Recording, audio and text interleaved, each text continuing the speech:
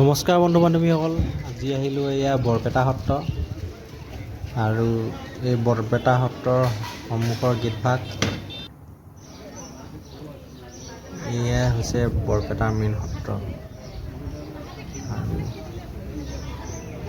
ইয়াত মানে দেৱালত ধুনীয়াকৈ অংকন কৰা আছে দেই, মানে ধুনীয়াকৈ দেৱালত এনেদৰে অংকন কৰা আছে আৰু ইয়াতে কিবা অনুষ্ঠান পাতে নেকি।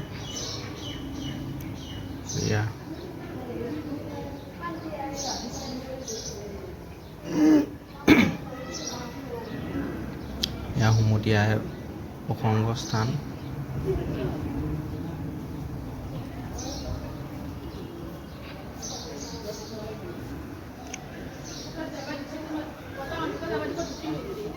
আৰু সত্ৰভাগ আহিলে কিবা আহি থাকো লাগে, মানে ইয়াতে থাকি যাব মন যায়।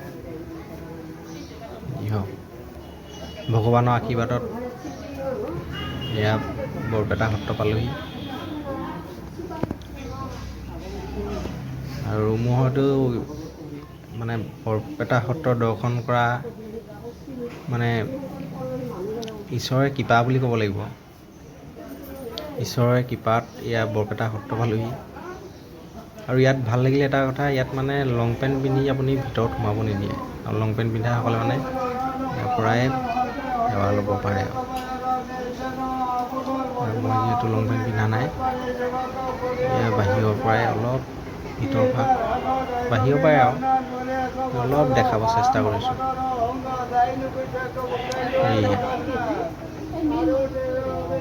মেইন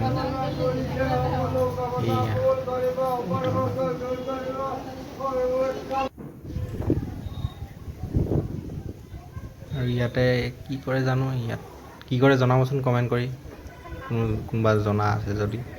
এয়াই হৈছে বৰপেটা সত্ৰভাগ।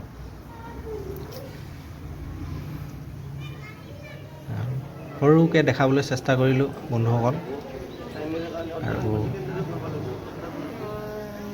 যদি ভিডিঅ'টো চাই ভাল লাগিলে লাইক কৰিব, শ্বেয়াৰ কৰিব, যাতে এনেদৰে নতুন নতুন ঠাইলৈ গৈ নতুন নতুন ভিডিঅ' বনাই আপোনালোকক দেখাব পাৰোঁ।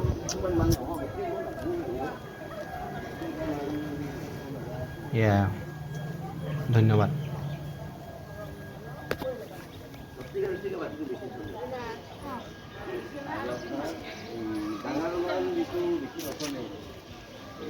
পঞ্চাশ টাকা মাটি বেছি নচলে,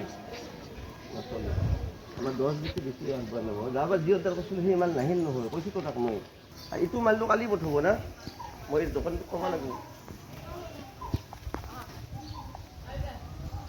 হয়তো প্ৰেছাৰ চলিছোঁ কামত।